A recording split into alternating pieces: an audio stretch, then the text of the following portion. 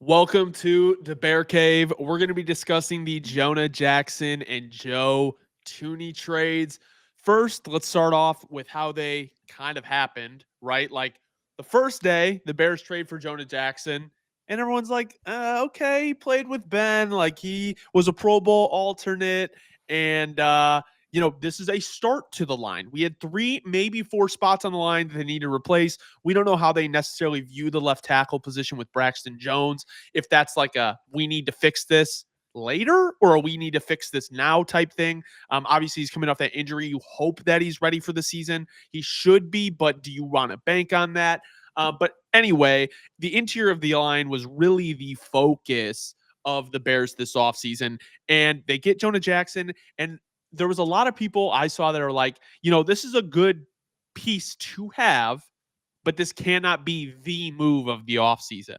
Well, then the next day, the Bears go and trade for Joe Thuney, one of the best guards in the league, if not the best guard in the league, for a 2026 fifth. Now, obviously, he's on an expiring deal.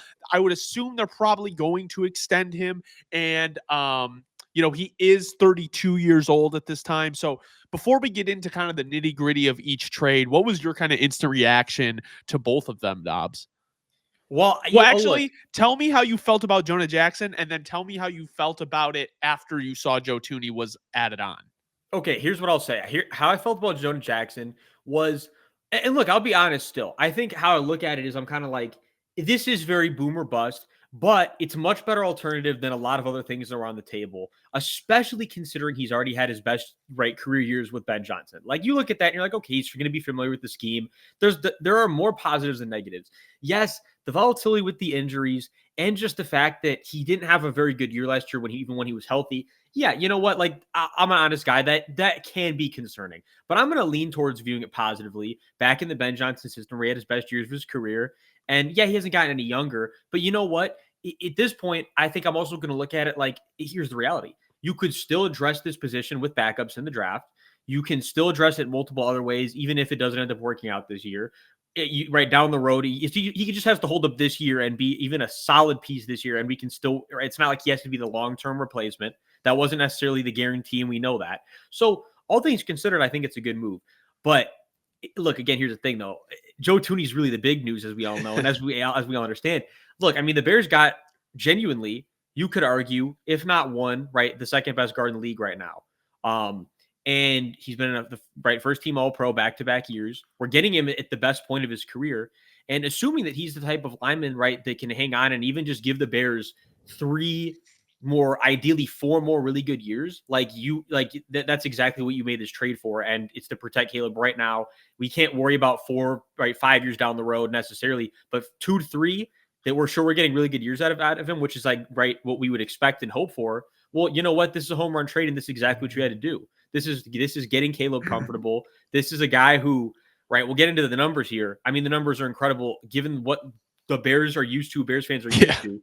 It's going to be a world of change on that side of the line, right? So the bottom line is, Hunter, especially if Braxton come back healthy and look like the good version of himself. I mean, it's a world of difference, especially, and with Jonah, I'm going to say this.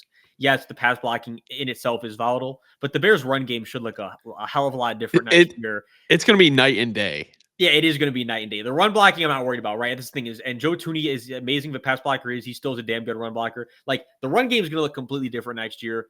And that's where it all starts, right? That's where it all starts. If we take care of the line, we're going to be just fine, Hunter. You remember? Take care of the line, we'll be just fine. I think the biggest thing for me was with Jonah Jackson, like, people were complaining because, he's not very good. Like, okay, no. What we watched last year was not really good. And people were saying that, like, until the Thuney move was made, that we need to go out and get someone bigger. But I think people forget how bad the line was last year. Like, people's memory are so bad at how bad it actually was last year, where it's like, you're not trying to go from like average to good or average to great. You're trying to go from horrible to average, or maybe a little bit above average. That is what you're trying to do right now. And that is what you've done with these trades. So kind of getting into more of the nitty gritty. So Jonah Jackson we traded with the Rams. We gave him a 2025 6th round pick. Obviously, not a ton. You can say, well, if they're willing to deal him for that, then well, he's on basically the last year of his contract. There's no guaranteed money after this year. His cap hit's going to be 17.5 million. So essentially, it's a 1-year deal for the Bears. The best part is he's 28 years old. If he plays well and he's healthy, you can extend him, and then you have a guard going forward. You could also pick up that next year. You could have him for 2026 if you want. You have that option, but not really a financial commitment outside of this year. And I think that's a big thing that people are missing. Talking as well about the run game, he is statistically via PFF graded as a better run blocker than he is a pass blocker. I would expect him to play right guard. You don't trade for Joe Thuney, the Hall of Fame guard, and say, yeah, we're going to have this guy play there. Whatever Joe Thuney wants to play, he's going to play. Like I said, he was a Pro Bowl alternate in 2021. Of his 84 games across his 5 years in the NFL, he's played in 61 of them. That's 72%. So you'd like to have that number a little bit higher, but it's still not bad. Yes, like I've seen arguments that like, why would you not re-sign Tevin Jenkins? Like this guy's hurt. You could argue the level of play, but if you want to go to Tevin Jenkins, how many games he's played, or snaps, I should say, in his career, it's about 49%, which is really bad if you want a solid interior, because a lot of this has to do with the fact of you need cohesiveness on the line. Like you want the same five. Like those guys are moving together in unison, right? Like you want everyone on the same page. And when you have a guy that's not going to play a lot, you're not going to get that. And last thing on Jonah Jackson, just so everyone understands where he came from, obviously with Detroit, but he signed a 3-year, $51 million deal with the Rams. Obviously, something he was doing in Detroit was working enough to get him paid $51 million over 3 years. They tried to play him at center. He got hurt. They moved him into guard, ended up getting benched. It is what it is. 2024 is a wash. That's Jonah Jackson. No, absolutely. And again, Hunter, the bottom line is for all the options on the table for immediate impact, Jonah Jackson leans towards, we lean towards it being much more positive than negative. Like, yes, you can nitpick and pick and choose negative things about it, but the bottom line is, all in all, it leans more positive than negative. Joe Thuney, we traded him for the Chiefs for a 2026 fourth-round pick, which is essentially a fifth-round pick because every year you trade away, it's essentially 1 round later is how the value is. He signed a 5-year, $80 million deal with the Chiefs in 2021. He's got a cap hit of the Bears for $60 million this year. He has he's a free agent after 2025, so the Bears, I'm assuming, will probably extend him. Of his 148 games across the 9 years in the NFL, he has played 146 of them, 98%. The durability of Joe Thuney is insane. He's a 4-time All-Pro, 2-time first team, 2-time second team, 3-time Pro Bowler, 4-time Super Bowl champ. He's got 2 of them with Tom Brady, 2 of them with Patrick Mahomes, and then hopefully 2 of them, maybe more, with Caleb Williams. I would expect him to play left guard. He's a better pass blocker in his career than he's a run blocker. He's 32 years old, 6'5", 305 pounds. Jonah Jackson was 6'4", 315 pounds, so a little bit more beef on the interior, and he's been in 21 playoff games. The biggest thing that I will say about the Joe Thuney trade that not a lot of people are talking about, well, actually, I will say this was the conversation that moved on later in the day after kind of the awe went down. I mean, it's still awe, but he's a winner. Joe Thuney has been on nothing but winning teams. This is the type of player that you needed in your locker room because was there a player on the Bears that won a Super Bowl? How many playoff wins does the Bears roster collectively have? Yeah, now that I'm thinking about it too, to answer your question, I think the guy on the Bears that's been the closest to winning a Super Bowl, if I'm not mistaken, someone correct me in the comments, it has to be Kevin Byard, right? In the AFC when they went to the AFC, it has to be. I mean, unless there's someone who I'm really lacking on that's like a special team only that was backup or something. I'm Hunter, I don't think I'm losing it. I think that's the guy who's the closest on the Bears roster.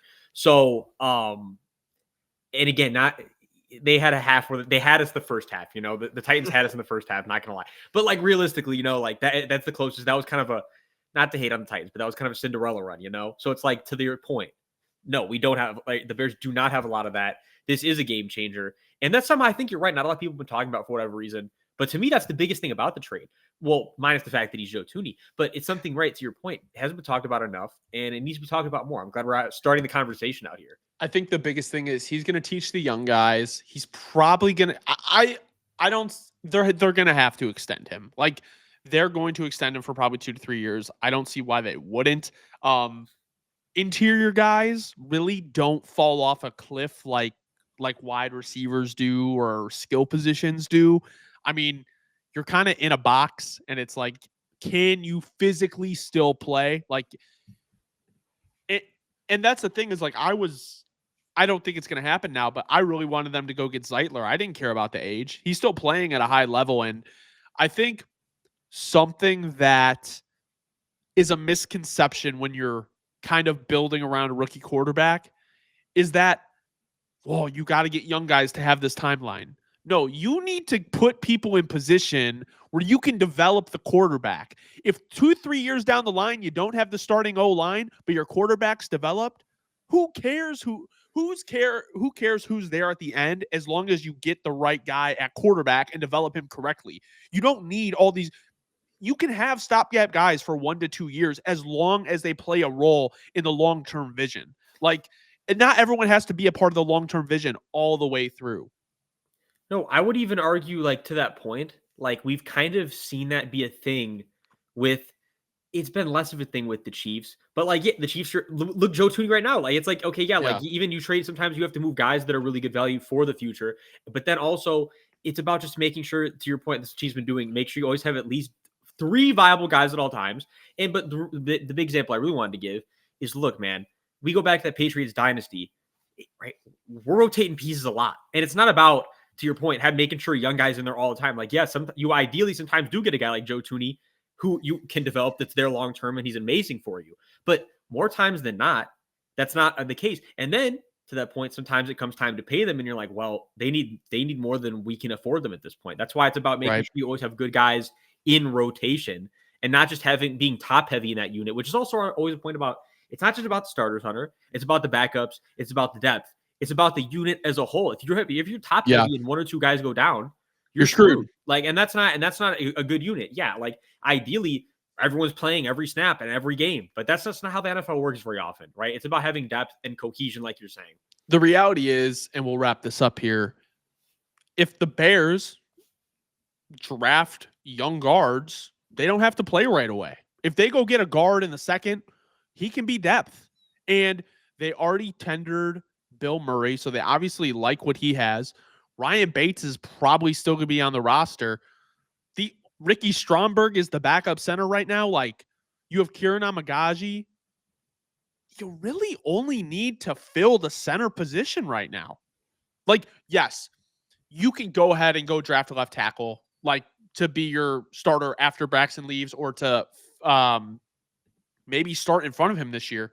But the glaring need of the interior is kind of gone after you address center. And I think that has given the Bears so much flexibility when it comes to the draft and even Monday on free agency. And just to plug a little bit, tomorrow we will have our mock off season 2.0 out. So if you're interested in watching that, go ahead and watch that. Thank you guys so much for watching. This has been the Bear Cave. Be sure to subscribe. We're going to be covering all of the free agency and doing some more mock drafts as we get ready for draft season. Have a great rest of your night. Thank you for watching.